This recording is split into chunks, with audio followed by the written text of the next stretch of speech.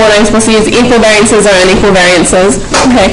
As far as the test, I find like sometimes it's hard for you to say because anyone might be able to argue like, well, I should do equal variances for this or unequal for that.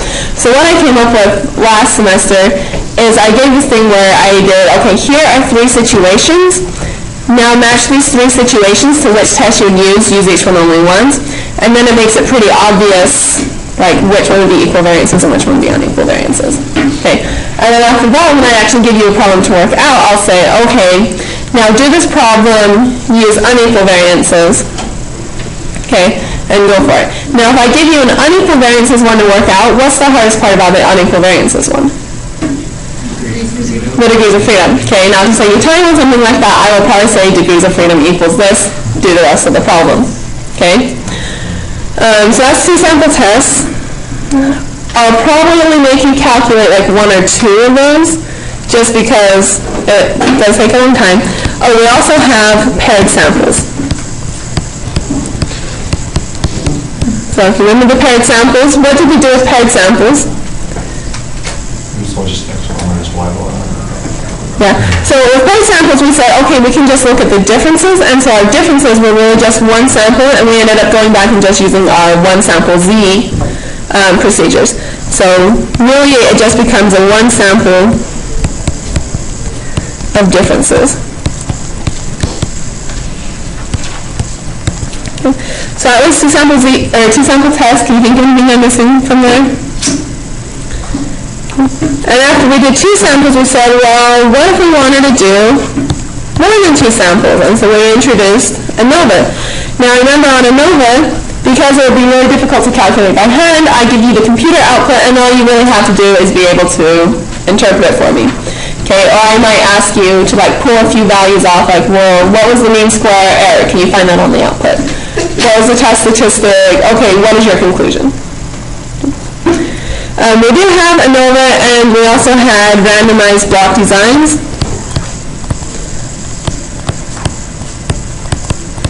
What did the randomized block designs introduce or change? If you remember. We had like 2 p-values because we were testing like 2 different parameter sets. Yeah, we ended up with 2 different p-values because we test, okay, did our treatments have a significant difference? And then we also test, well, what did we test it on? So we either like tested the same thing on all the patients or all the blocks in the fields, things like that. And so we tested, okay, well, was there a significant difference from like patient to patient? So we ended up with 2 p-values. So randomized block designs could be in there, but if you remember, like when you go back and look at your notes, it really didn't make anything really harder to interpret. So then another randomized block designs, and then we went to linear regression.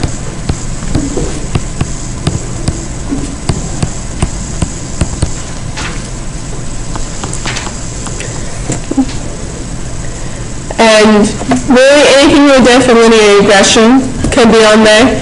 So I could ask you to like predict values, find residuals,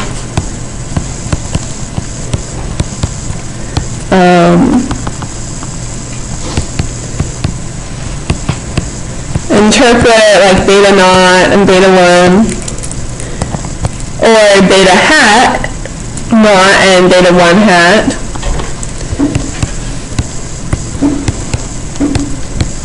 And so I could ask you to interpret those kinds of things. We could look at the correlation, or we could look at R squared, and we could find confidence intervals.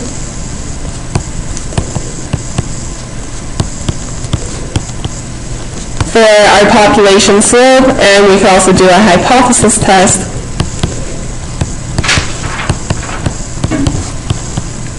for our population slope. Let's see, am I forgetting anything from linear regression? We also talked about extrapolation.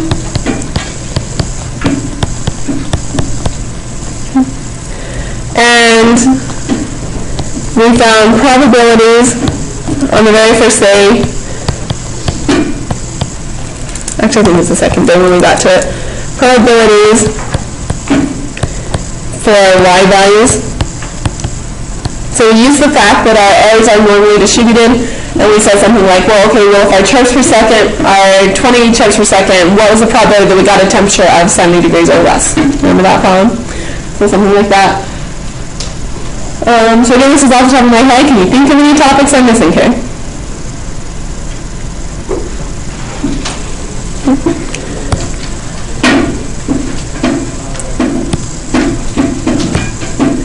And finally, we have chi-square test, which we have the goodness of fit test.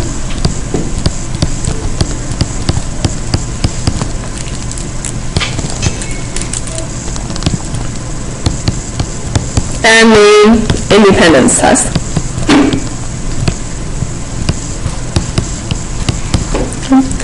And for both of those, you have to be able to find the expected values, you have to be able to find the chi-squared value, degrees of freedom, p-value, etc.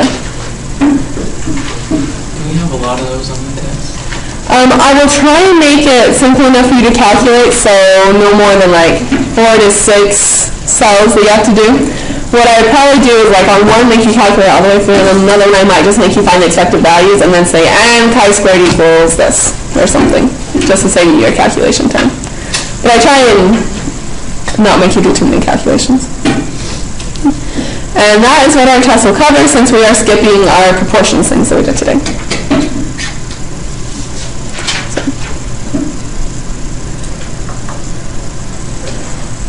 Any other questions on general format of the test? Will there be any multiple choice? I'll probably put some multiple choice in.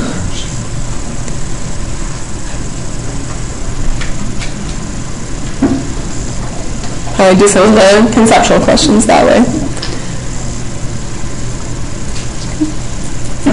So what do you guys want to go over to review? So any questions on the review for the final exam that were difficult?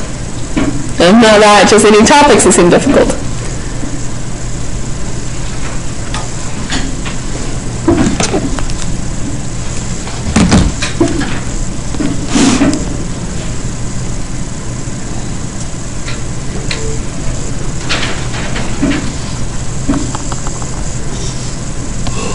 Or should we just take the test today?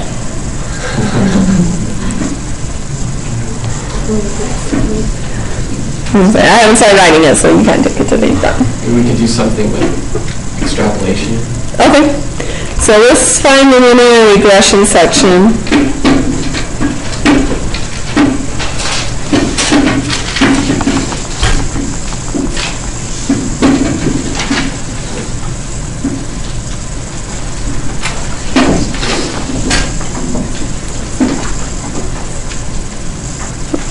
Let's go to page like 24,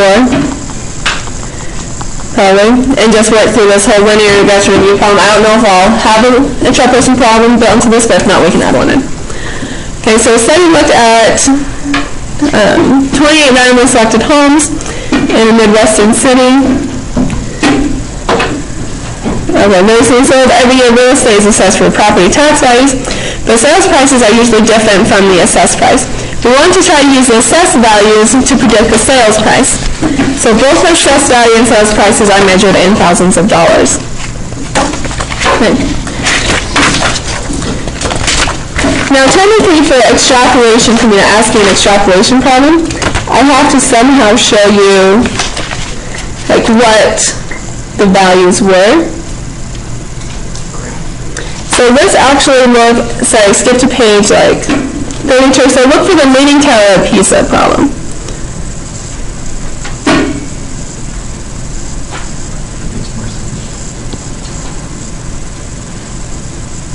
Okay, that one we can do extrapolation with. So the Leaning Tower of Pisa seems to lean more every year. Engineers measured the lean of the tower each year from 1975 to 1987. So the lean is measured in tenths of millimeters past 2.9 meters. Okay, so this problem is kind of interesting. It kind of makes similar to self-estimacy because you only start measuring at 2.9 meters. Okay, so it's already leaning, and now we'll be measuring in millimeters past that. The year 1974 is coded as 74, 1985 is coded as 85, etc. Okay, so when you look at this, notice our data range goes from 75 to 87. If I try to ask you to predict it for any year outside of that range, it would be an extrapolation.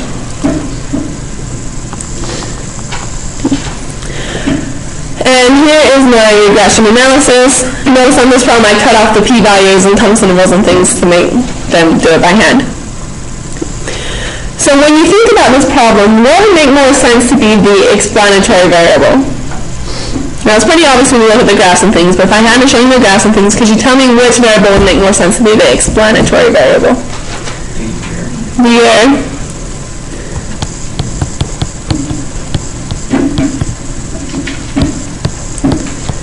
And the response variable is the mean. Now, of course, someone might be interested in trying to do it the other way around, and that's okay. But it seems to make the most sense to have explanatory be the year. So what if we want to conduct a hypothesis test to determine if there's a significant positive linear relationship between the year and the mean? Okay. Let's use alpha equals 0.05, and we need our null and alternative hypotheses. Okay. So if we want to know if there's a significant positive linear relationship, okay, whenever we're doing this, we're testing for our population slope. Okay, and if we want it to be positive, then what would a positive slope be?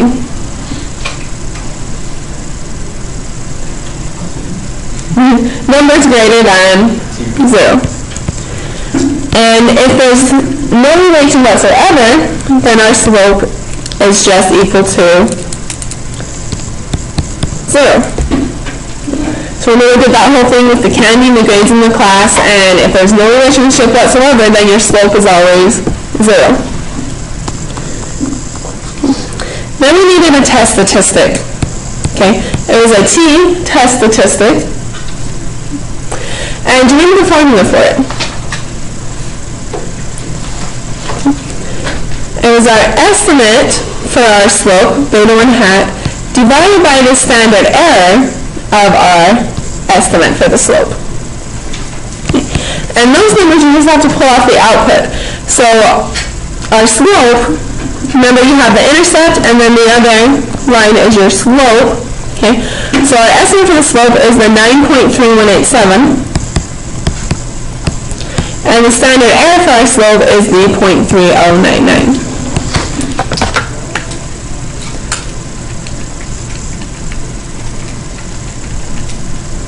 This is going to be a very big test statistic.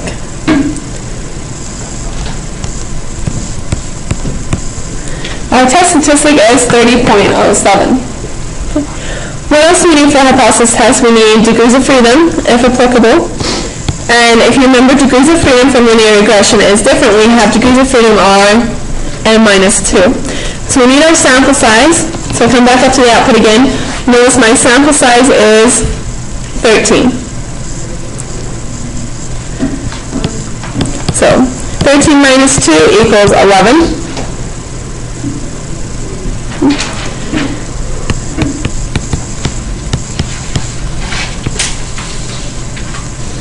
And for our p-value, here's our 30.07, and because it was a greater than, we're only looking for the area to be right.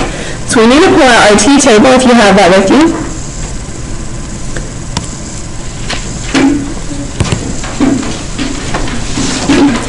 We have 11 degrees of freedom, and we're looking for the test statistic of 30. And where is that going to be?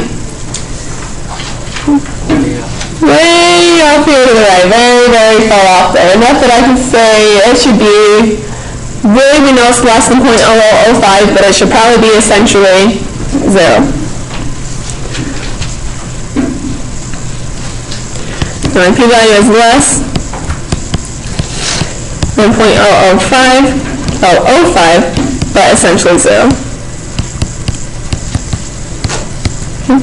Now that is a small p-value, so we will reject the null hypothesis, and we have extremely strong evidence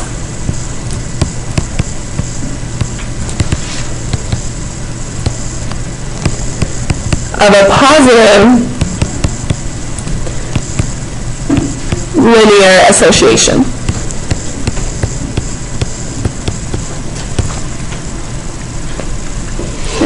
So, extremely strong evidence of a positive linear association.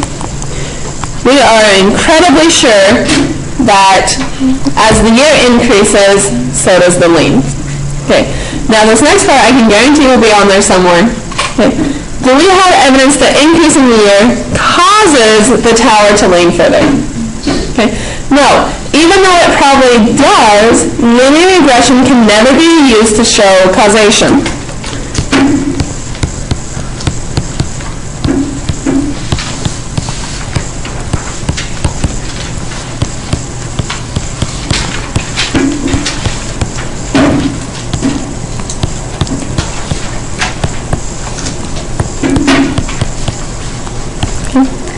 One of those frustrating things in our life that even though we might be very, very sure sitting this, linear regression just isn't set up to show that because it doesn't control forward-looking variables or those other variables that we didn't take into account. And in fact, it's not the year that causes the tower to lean further. What causes the tower to lean further? The gravity. And it just happens that the longer the year goes, the more time the gravity has to work. So, questions so far? I know we haven't gotten to extrapolation yet, but... So same problem, we're continuing it. I might ask you something like, what is the equation for the linear regression line? Or what is the equation for the regression line, or least squares line, anything like that. Okay? And all you have to do is read it off the results. Okay? So we could do y hat equals... Okay, the slope, or the intercept, negative 61.1209, plus the slope times x. Okay? Or, if you prefer to put it in a little more context, I often prefer to write it as the lean, or the predicted lean, or expected lean,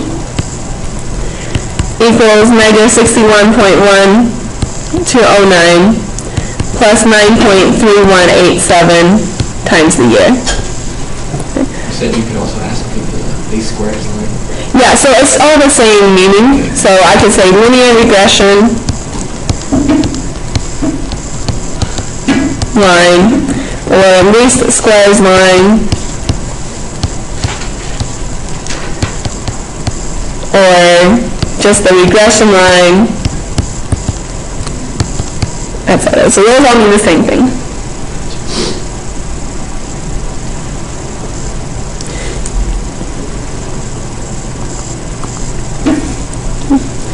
Notice how writing your equation this way will tell your boss a lot more information than y's and x's if he forgets which one is the y and which one is the x. Let's see, what is our y-intercept, and interpret it, and does it have a logical/practical interpretation? Perhaps. Okay. So our intercept, that's our beta not hat, because it's our estimate for it. We don't actually know the population value, it's just our estimate at the moment. Negative 61.1209. Okay. And so what does that mean to us? The intercept is always if x equals 0, y equals negative 61.1209. Okay. Now what does that mean further in context of this question? So if x equals 0, what year is that? So if it is, let's see, so 1975 was coded as 75, 85 is coded as 85, etc. So 0 was actually 1900.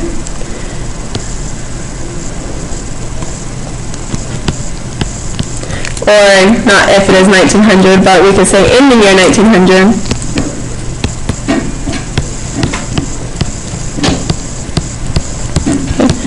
We predict the lean was negative 61.1209. Okay. Now, lots of students first did this problem, they said, oh, there's no way it was negative 61 meters in the other direction. Okay, but remember, how did we set it up? It was millimeters past 2.9, so it's really just negative 61.1209 millimeters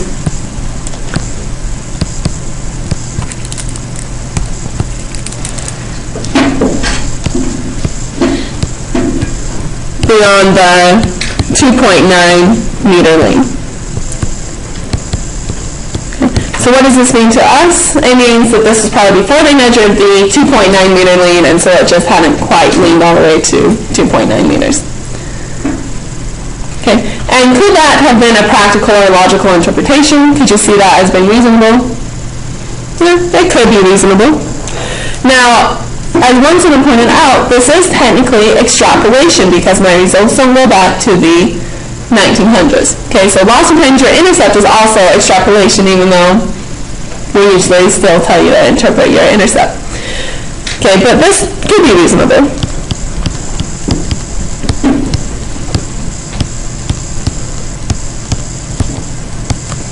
Okay, even though it is extrapolation, and we keep that in mind when we look at it. So what is the slope, and interpret it? So our estimate for the slope is the 9.3187. And how can you interpret that? How do we interpret slope?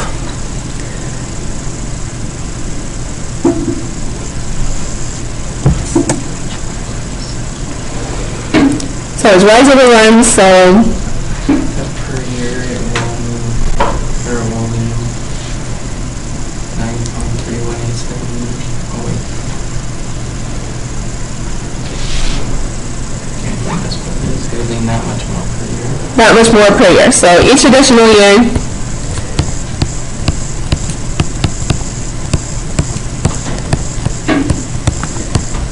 we predict the tower will be 9.3187 millimeters more.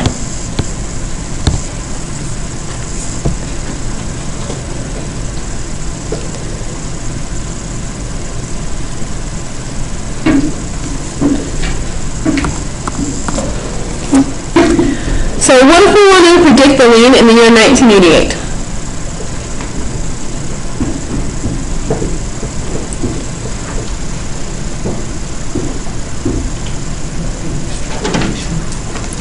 All we have to do is plug our x value into our equation. What is my specific x value here? Just 88, and we just have to plug it into our equation, which is y hat equals negative 61.1209 plus 9.3187 times x. So times 88. What does that give me?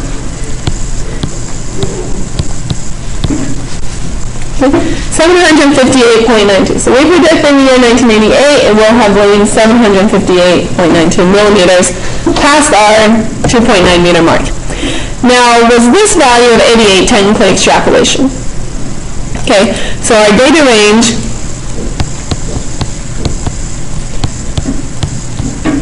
was from 1975 to 1987. However, if you're only 1 year past the data range, we're probably not really going to worry about extrapolation. Okay, but what if I ask you, so let's put in an extra page here, or just write in the problem. So 71B, predict for 2014. Okay. So in this case, what would my x value be? Let's see, it would be 114. Okay.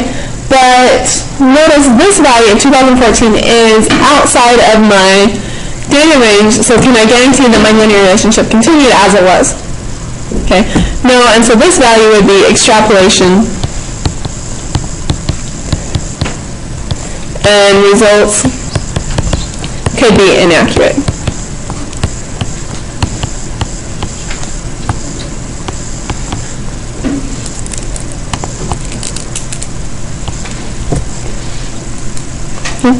So we could still do it, but the results could be inaccurate.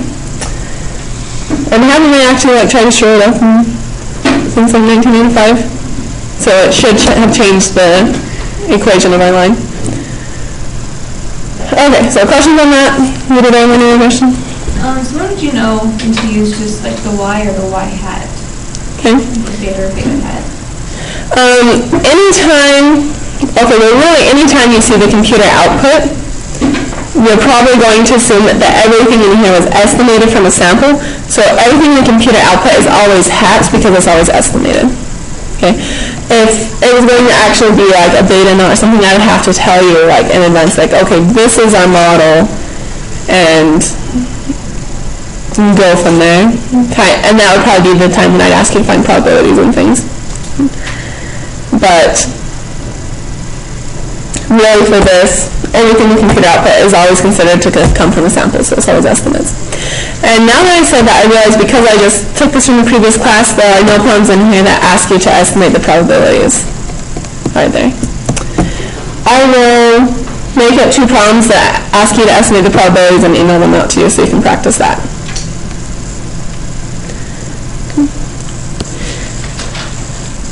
And I guess we're still going on this problem. There's still other things I could ask you, such as what is the correlation and what does it tell us? Okay, so correlation, remember the symbol for correlation is R, so if you just look back up at your computer output,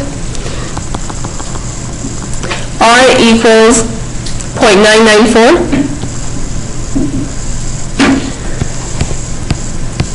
Okay, so first of all, is it positive or negative? Okay, it's polar, so we really have a positive linear relationship.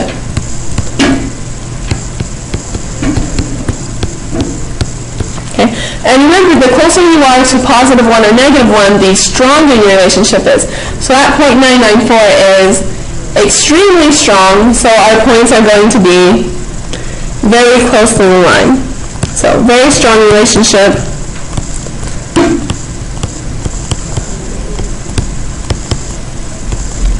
Points are very close to the line.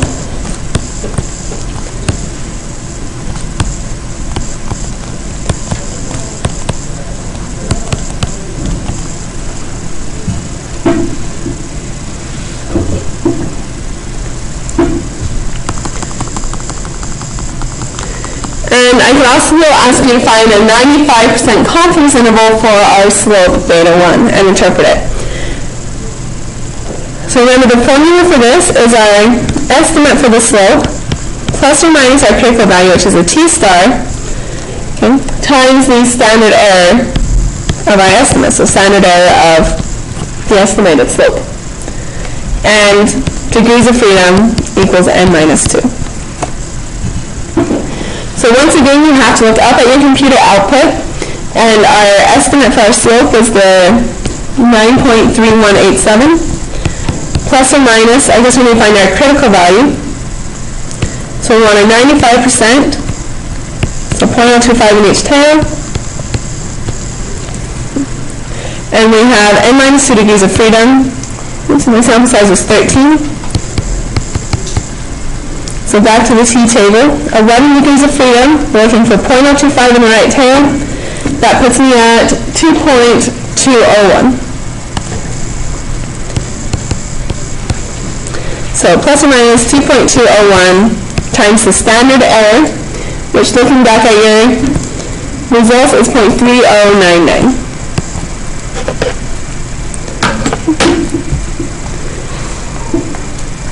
You put it in your calculator, it's 8.63 to 10.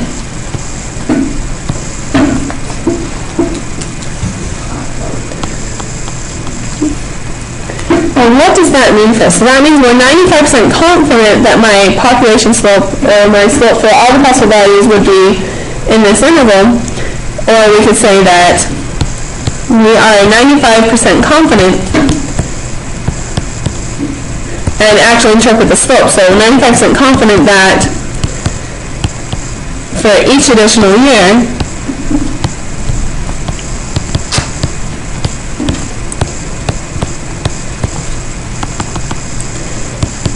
the mean will increase, because they're positive numbers, by between 8.63 and 10 millimeters.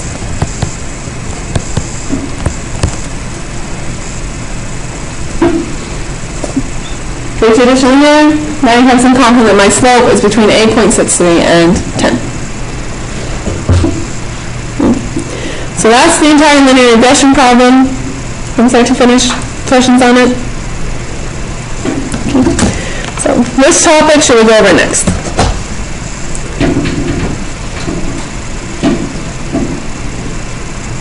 How do you know if in the two sample tests the variances are, like how do you show that the variances are equal or unequal? Okay. It's very much a judgment call to whether or not you think they're equal or unequal.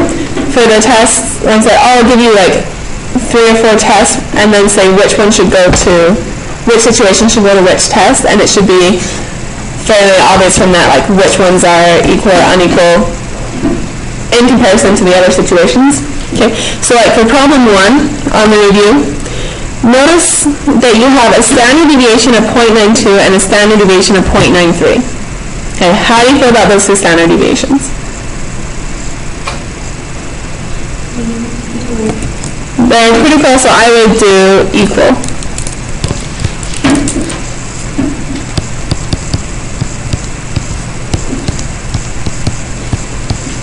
Okay, so on the test, if I wanted to make you do equal variances, I would have to make it that obvious, kind of a thing, or pretty close to that. Let's see, that's a pair difference. Okay, whereas like in problem 3, notice we have standard deviations of 3.4 and 1.6. Okay, now again it's kind of a judgment call, but how do you feel about 3.4 and 1.6? And consider that your means are like 11 and 9.5. So how do you feel about those? Okay, I'd probably here go with unequal, but they are close enough that someone could still try and argue it with me. And so that's why I try and say match the test and situations to make it obvious which one should be the equal variances.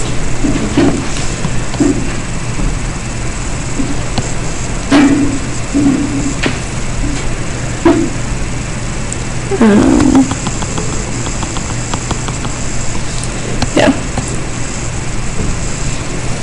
So, like problem 5, 8.7, 9.1. I could probably feel okay doing equal variances here. They seem pretty close.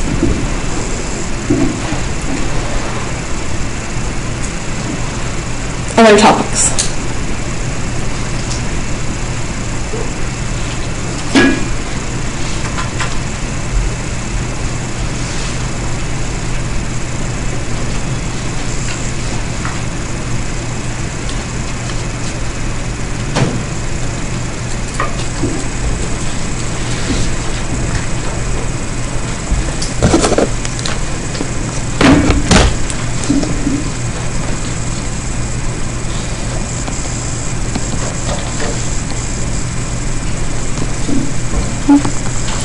Let's just do problem 3 then. Oh, I know you would say in problem 3 assume unequal variances, so that would be very much like what I would say on the test when I actually want you to compute the problem. So library wants to know if they will get faster customer service if they switch a competing provider. They place 31 calls to the current provider, get a sample mean of 11, standard deviation of 3.4. So let's make our little table. So sample size, sample mean, and it looks like they're giving us sample standard deviations.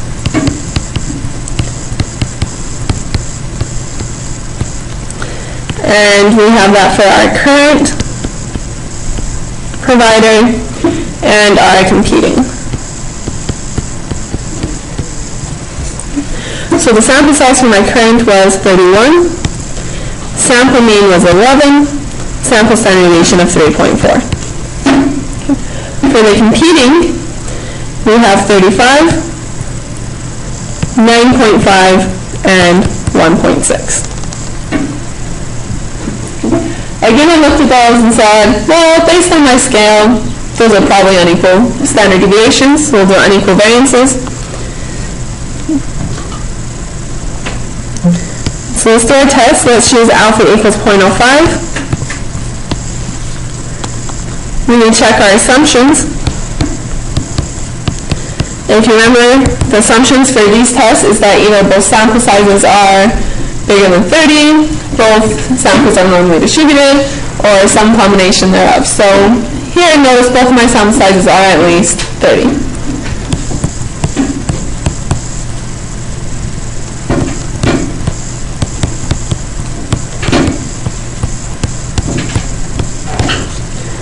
If my assumptions are met, I need my null and alternative hypotheses. Now remember, the null hypothesis is always that the two means are equal. So the mean for the current equals the mean for the computing. What would the alternative be? What are they actually trying to show? The new one's less than. The new one is less than, so it should be like that, right?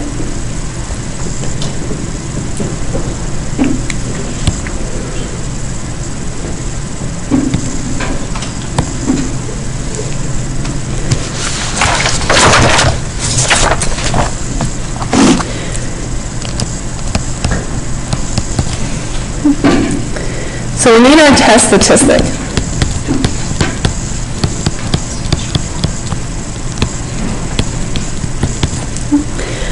Let's see if I remember this. X bar minus y bar over the square root of the first variance over its sample size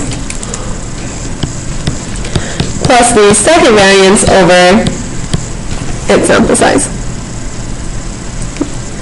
Although we used a different notation, didn't we?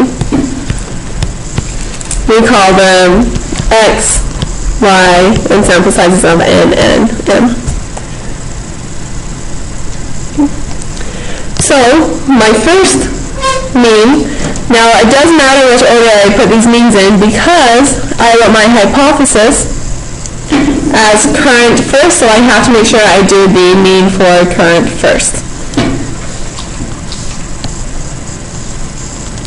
So we have 11 minus 9.5, and then divide by the first variance. Now we only have standard deviation, so we have to square over its sample size, plus the second variance, so again I have to square the standard deviation divided by its sample size. And this gives me 2.245. Now on the test, I'm not going to make you calculate your degrees of freedom. I'm just going to tell you that they are 41. Okay. Just to save you some time and messing it up in your calculator.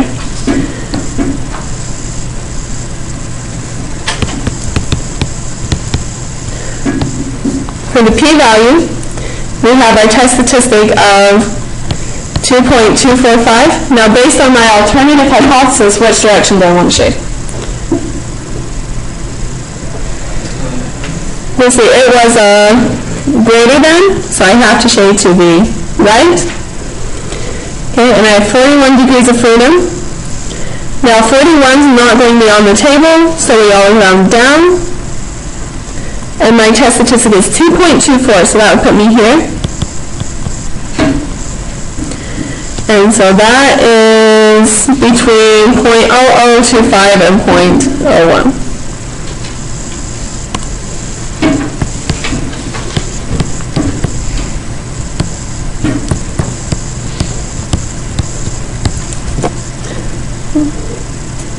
Based on that, and our low significance of alpha equals 0.5, is that a big or small p-value? That would be a small p-value, and we will reject the null hypothesis. Okay, so that means we have evidence that the mean for current is greater than the mean for computing. Okay, now let's actually phrase it nicely for our boss. So, what can I say? What's a nice phrasing for my boss?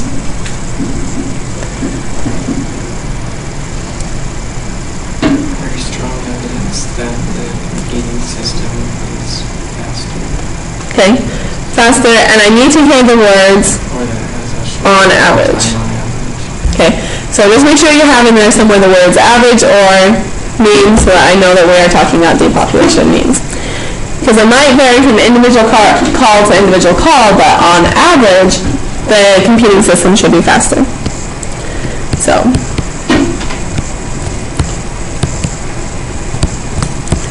strong evidence that on average,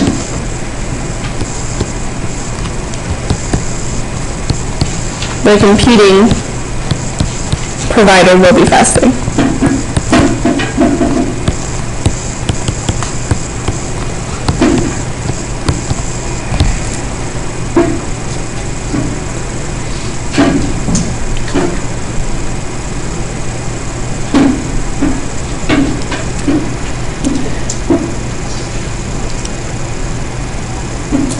What else?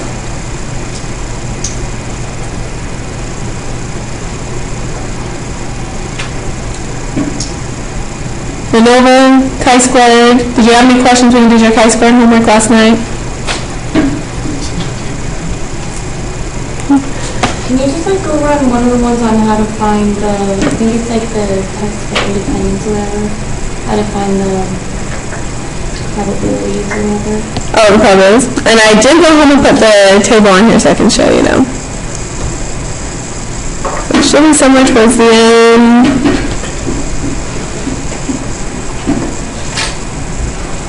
Okay, so it's chi-square test reviews. So let's just go through a couple of these. Like, so you want to know if a die is fair. You rolled it 120 times. Here are your results. What test does it sound like we'd be looking for here? Of the two chi-square tests. Okay. If we want to know if it's fair, then we're really saying a fair dice has a probability of 1/6 for each of them. So we want to know, is this probability 1/6, this one 1/6, this one 1/6, and because I have those theoretical probabilities, this would be a, again, it's a fit test. Okay. Whereas like 84, a study was done with randomly selected students in 4th, 5th, and 6th grades. They were asked what their personal goals for school were. The results are below. Conduct a hypothesis test to determine if their gender affects their goal. Okay, so now what does this sound like I'm asking you? Test for independence. Okay, so let's go ahead and do this test.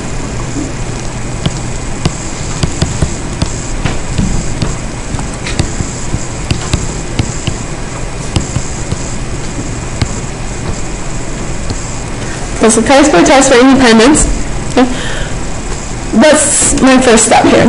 What should I do?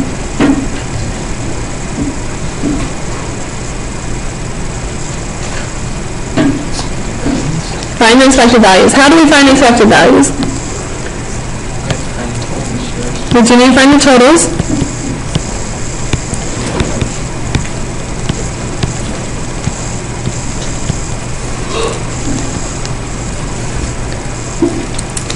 So, and then help calculating.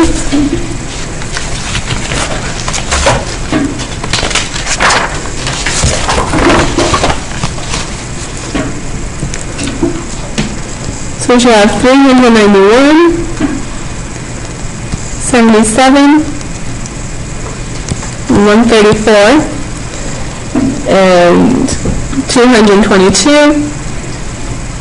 And 380, with a grand total of 602.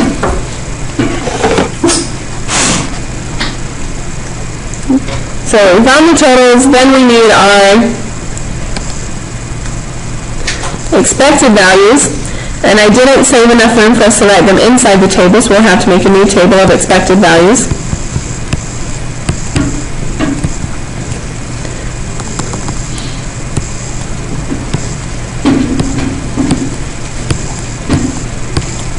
So we have boys,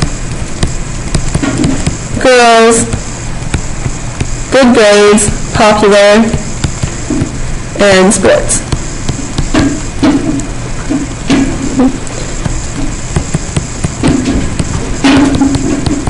And how do I find the expected value for boys that want to make good grades? What is our formula? Expected value is row total times column total divided by the overall total. So if I want boys that want to make good grades, I have to do 222 times 391 divided by 602, which gives me 144.19. Okay. If I want girls that want good grades, I have to do 380 times 391 divided by 602. But here are all of the expected values, so I'll just write them down. You can check them at home to make sure you can get all the same things.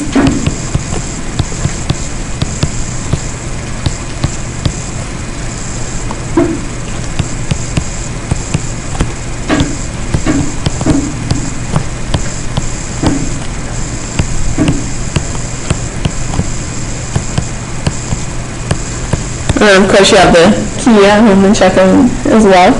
So we have to find all of our expected counts. Okay. Now we can actually start our test. So for our test, we need to pick a significance level. Let's pick 0.05.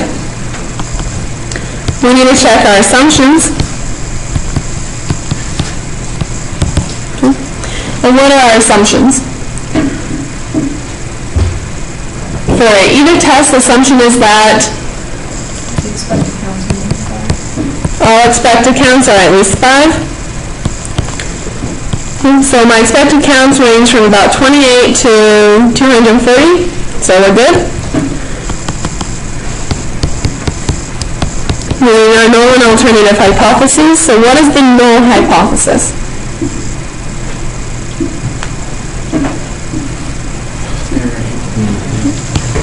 So gender and goal are independent.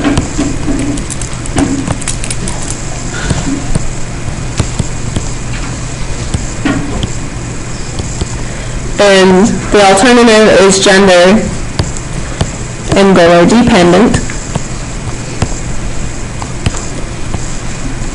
which means that they do affect each other.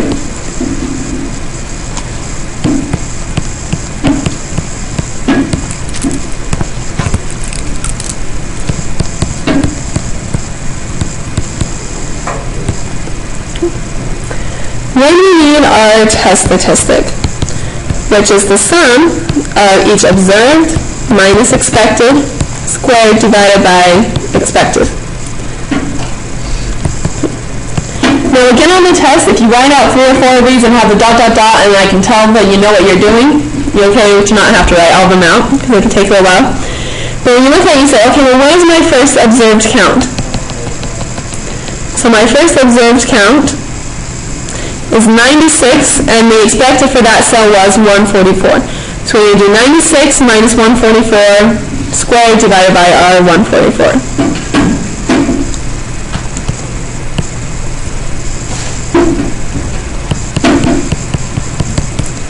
Square it divided by 144.19. Plus all the way up to our last one, which is 40 minus 84.58 squared divided by 84.58.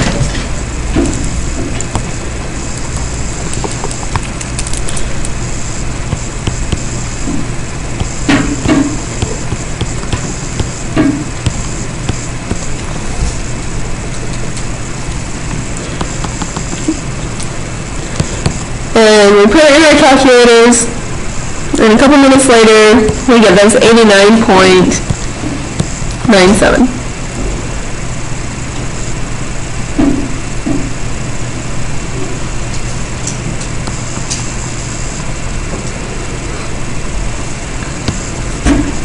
what else do I need? Degrees of freedom, which remember is R minus 1 times C minus 1. Remember there's different degrees of freedom for each of our two chi-square tests. So it's the number of rows minus 1 times the number of columns minus 1. And we don't count our totals. So how many rows did I have? 3 rows and 2 columns, which puts me at 2 degrees of freedom. Okay, now we're finally getting to your actual question.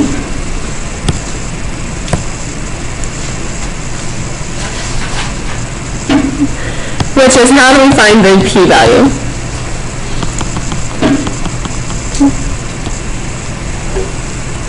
So we do have to use the chi-square table. Now this test is always a right tail test because of the way it's set up. You're always looking for the area in the right tail. So you pull up your chi-square table. I do have some more at the front here. Someone didn't get one yesterday.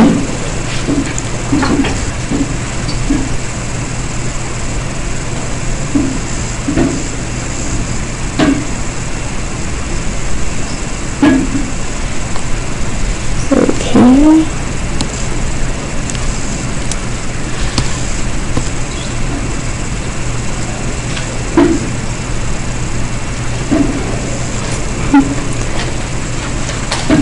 So I told you I'd put the chi-square table on, but I don't think it synced.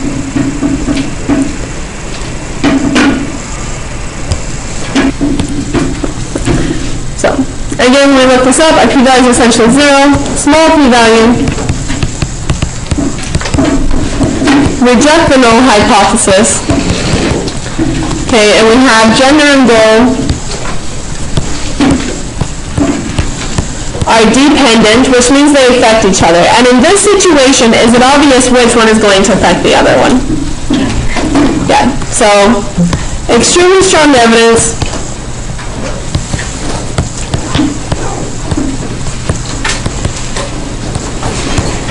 that gender